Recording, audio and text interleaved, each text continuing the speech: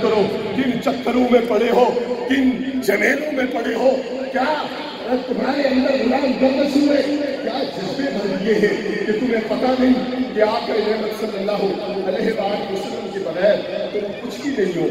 پھر آقا علیہ السلام کے میلاد پہ آنے والوں، نبی علیہ السلام کا میلاد منانے والوں، حضور کے روح آقا علیہ السلام تو کسی انسانیت کو اٹھانے کے لیے تشریف لائے۔ آپ صلی اللہ علیہ وآلہ وسلم تو حقوق و فرائض میں توازن پیدا کرنے کے لیے تشریف لائے۔ آپ کا روح صلی اللہ علیہ وآلہ وسلم اندھیروں کو دور کرنے کے لیے آئے۔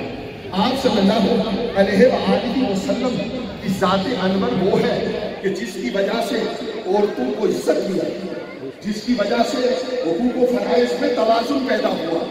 لوگوں آئیے غور کریں، لوگوں آئیے غور کریں، آئیے اپنے گریبان میں جھانکیں۔ میں دیکھوں کہ کہیں میں نظام مصطفیٰ علیہ السلام کا باغی تو نہیں ہے، کہیں انکروچمنٹس کی وجہ سے، توجہ، کہیں انکروچمنٹس کی وجہ سے، زمینوں کے قبضوں کی وجہ سے، دوسروں کے بعد ہڑپ کرنے کی وجہ سے ہم آقا علیہ السلام کے میلاد کی بغاوت تو نہیں کر رہے۔ کہیں ایسا تو نہیں کہ ہم وراثت کے حقوق دینے کے لیے تیار نہیں ہیں، کہیں ایسا تو نہیں ہے کہ ہم اپنی ماؤں کو، اپنی بہنوں کو، اپنی بیٹیوں کو وراثت میں حقوق دینے سے اجتناب کر رہے ہیں۔ ہم بڑے مسلمان بنتے ہیں، لیکن میلاد کریم صلی اللہ علیہ وآلہ وسلم کا بلند تقاضا یہ ہے کہ لوگوں کے حقوق ان تک پہنچائے جائیں۔